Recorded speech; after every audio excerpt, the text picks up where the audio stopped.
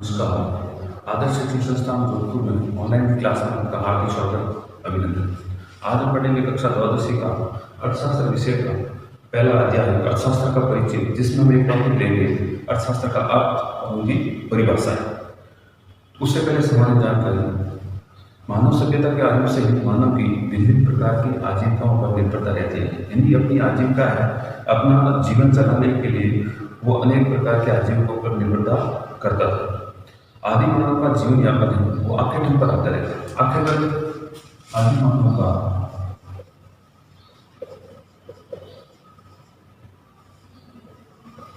जीवन यापन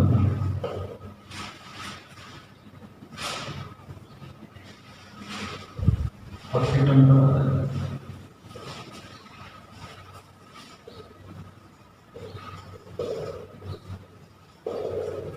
यानी आदि मानव अपना जीवन आखेटन पर बिताया। आखेटन का होता है जंगलों के अंदर जीव जंतु और पेड़ पौधों पर अपना जीवन का पोषण करते थे। कृषि और पशुपालन की आजीविकाओं का रूप लेकर आज अधिकांश लोगों की रोजी रोटी का साधन बन गया। और जब रोजी रोटी का साधन बन गया तो कालांतर में धीरे धीरे औद्योगिक क्रांति हुई और औद्योगिक क्रांति के फलस्वरूप संसार के अनेक देश थे, उन्होंने अपनी आजीविका का रूप है वो बदला और आज हम देखते हैं उद्योग, व्यापार और वाणिज्य क्रिया विकसित हो गई। जब ये वाणिज्य क्रिया विकसित हो गई तो हमारे सामने आर्थिक विचार आए, सिद्धांत आए और नियम आए। जब ये आर्थिक सिद्धांत, विचार, नियम आए तो ये नियमों के द्वारा एक साहित्य का समृद्ध रूप लेकर हमारे सामने अर्थशास्त्र नाम का है वो लोकप्रिय हुआ। और अर्थशास्त्र नाम का उल्लेख हमारे प्राचीन ग्रंथों में भी मिलता है और एक प्राचीन ग्रंथों में भी एक वाक्य मिलता है जो है कृषि पालन पलायन वाणिज्य से वार्ता। यहाँ पर वार्ता शब्द का प्रयोग आर्थिक क्रियाओं के लिए है। आर्थिक क्रिया वो क्रिया होती है जो मनुष्य अपनी जीविका को चलाने के लिए कृषि करता है, उद्योग लगाता है, कहीं कारखानों में काम करता है, कहीं नौकरी करता है, उसके बदले में उसको कुछ ना कुछ प्रतिफल मिलता है और वो प्रतिफल आर्थिक क्रिया मानी जाती है। तो यहाँ पर जो वार्ता शब्द है उसका प्रयोग आर्थिक क्रियाओं के लिए हुआ है। दूसरा, हमारे प्राचीन विद्वान शुक्र, कौटिल्य और बृहस्पति जैसे विद्वानों ने भी अपने समय उद्योग और व्यापार, कृषि पालन और दूध उत्पादन भी वहाँ पर भी वार्ता शब्द का प्रयोग किया है। हमारे प्राचीन विचारकों में भी जब बात आती है तो हमारे स्वामी दयानंद सरस्वती, दादा भाई गांधी, महादेव गोविंद विवेकानंद, गोपाल कृष्ण गोखले, राममनोहर लोहिया, पंडित दीनदयाल उपाध्याय, प्रोफेसर जे.के. मेहता और आधुनिक अर्थशास्त्रियों पर बात करते हैं तो हमारे अमर्त्य सेन और अभिजीत बैनर्जी जो हाल ही में तो पुरस्कार विजेता है। अब आता है हमारा अर्थशास्त्र का अर्थ और उनकी परिभाषा। तो अर्थशास्त्र जो शब्द है वो संस्कृत भाषा से बना है। संस्कृत भाषा से बना, यानी अर्थशास्त्र जो शब्द है उस शब्द है वो संस्कृत भाषा से लिया गया है। यहाँ पर अर्थ का होता है धन और शास्त्र का होता है विज्ञान। तो सीधा यदि संधि की बात करते हैं तो संधि का यहाँ सीधा आ जाए धन का विज्ञान। अर्थशास्त्र को अपन इंग्लिश में इकोनॉमिक्स शब्द कहते हैं। ये इंग्लिश वर्ड है। अब ये इंग्लिश वर्ड इकोनॉमिक्स है, ये ग्रीक भाषा के दो शब्दों से लिया है जिसका उपयोग दूसरा है नॉमिक्स। उपयोग का होता है यहाँ घर या परिवार और नॉमिक्स का होता है यहाँ नियम, यानी इसका विशेषता हो गया परिवार का नियम।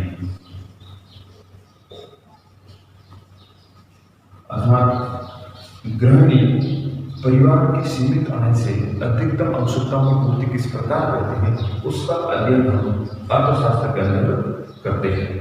अब आता है अर्थशास्त्र का जन्म की बात आती है तो विश्व में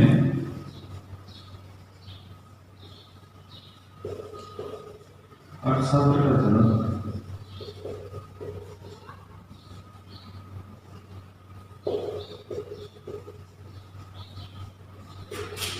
प्रोफेसर एडम स्मिथ को माना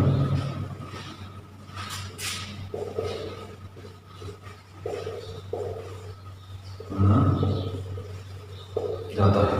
अब हम आगे पढ़ेंगे अर्थशास्त्र की परिभाषा।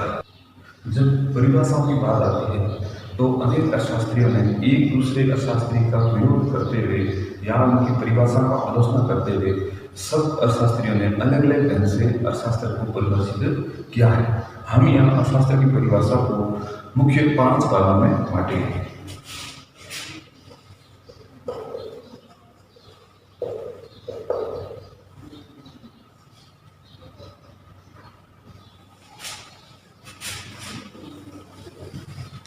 सबसे पहले लेंगे धन प्रदान परिभाषा।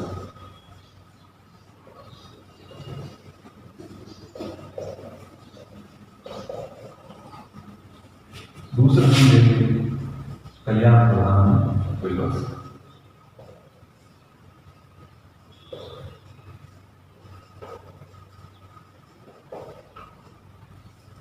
तीसरा हम लेंगे सीमितता या दुर्लभता प्रदान परिभाषा। चौथा हम लेंगे आवश्यकताहीनता की परिभाषा।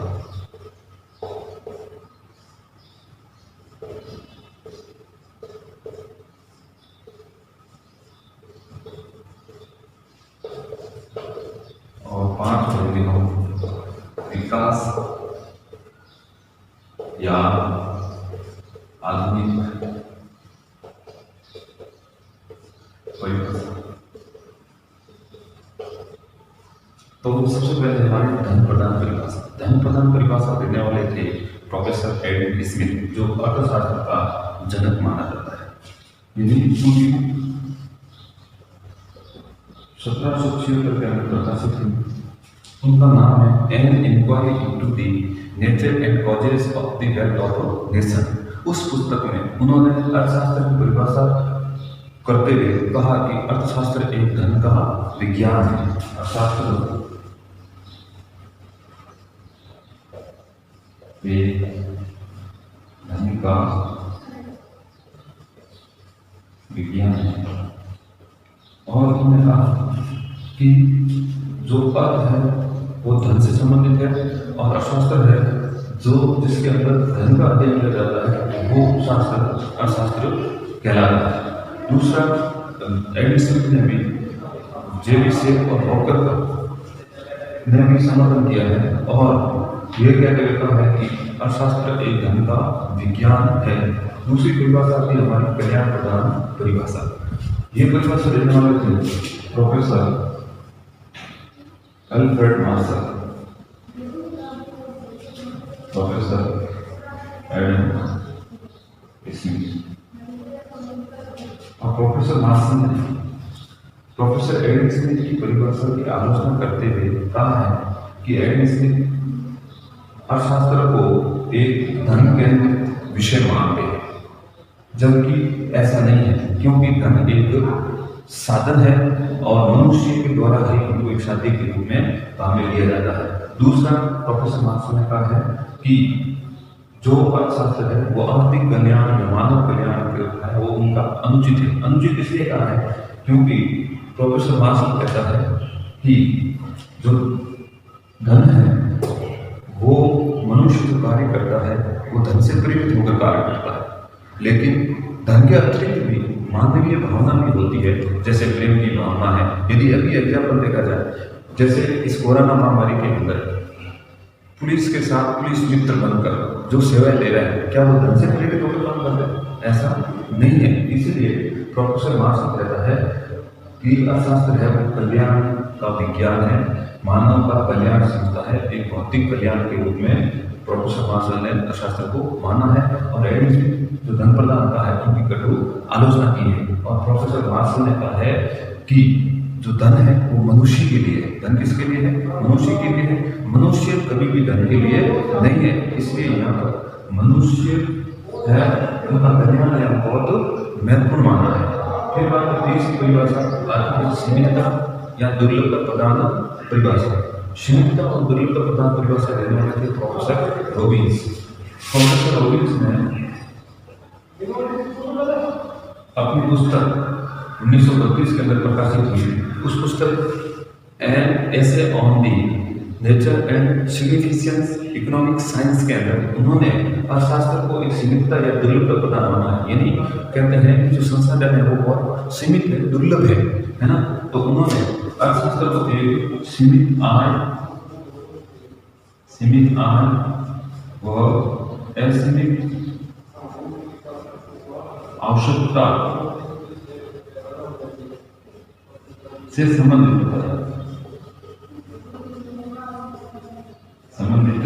बताया। और प्रोफेसर रॉबिन्स कहता है कि मनुष्य या मानव में सीमित आय के द्वारा असीमित आवश्यकताओं की पूर्ति किस प्रकार करते हैं। मानव व्यवहार है वो उस समय कुछ चयन करने का, कुछ विकल्प लेने का और निर्णय लेने की क्षमता उस समय विकसित होती है। इसलिए और जब चयन करने की समस्या निर्णय होती है तो उसमें प्रोफेसर रॉबिन्स ने उसको आर्थिक समस्या कहा है। क्या कहा है? आर्थिक समस्या कहा है। चौथी परिभाषा आती है हमारी आवश्यकता विहीनता की परिभाषा। और ये परिभाषा देने वाले थे professor JK. Mehta. Professor JK. Mehta एक भारतीय दर्शन से प्रभावित थे। उन्होंने पाश्चात्य दृष्टिकोण का थोड़ा सा भिन्न एक विरोध कह सकते हैं उनका क्या है। और कहा है पाश्चात्य दृष्टिकोण कहता है कि आवश्यकता है वो संतुष्टि नीड है, जबकि प्रोफेसर जे.के. मेहता कहता है आवश्यकता है वो संतुष्टि में नीड नहीं है, बल्कि आवश्यकता हमें कमी करने में नीड है। यानी जे.के. मेहता स्पष्ट कहता है कि अर्थशास्त्र का उद्देश्य है वो संतुष्टि में वृद्धि करना नहीं है, बल्कि वास्तविक सुख को प्राप्त करना है। और ये वास्तविक सुख कब मिलेगा? जब मनुष्य अपनी आवश्यकता है, मनुष्य अपनी इच्छाओं में क्या करेगा? कमी करेगा। तो इच्छाओं में कमी करना या आवश्यकताओं को समाप्त करना, उस समय ही वास्तविक सुख की प्राप्ति हो सकती है। अगली परिभाषा हमारे विकास से आधुनिक परिभाषा, और ये देने वाले थे प्रोफेसर सैमुअलसन। और प्रोफेसर सैमुअलसन एक आधुनिक मॉडर्न इकोनॉमी एक उनकी विशेष पुस्तक है और उन्होंने अर्थशास्त्र को एक विकास का विज्ञान माना है। अब हम बढ़े हैं 5 मुख्य परिभाषा अर्थशास्त्र की। धन प्रदान परिभाषा ये देने वाले थे प्रोफेसर एडमिन। कल्याण प्रदान परिभाषा ये देने वाले थे प्रोफेसर मार्शल। और सीमित या दुर्लभ प्रदान परिभाषा ये देने वाले थे प्रोफेसर रॉबिन्स। आवश्यकता विहीनता की परिभाषा देने वाले थे जे.के. मेहता। और विकास आधारित या आधुनिक परिभाषा देने वाले थे प्रोफेसर सैमुअलसन। इस प्रकार हमने 5 मुख्य परिभाषाएं पढ़ी है और इन सब की विस्तृत नोट्स और सामग्री है वो आपको PDF के माध्यम से प्रश्नोत्तर है वो भेज दिया जाएंगे। धन्यवाद।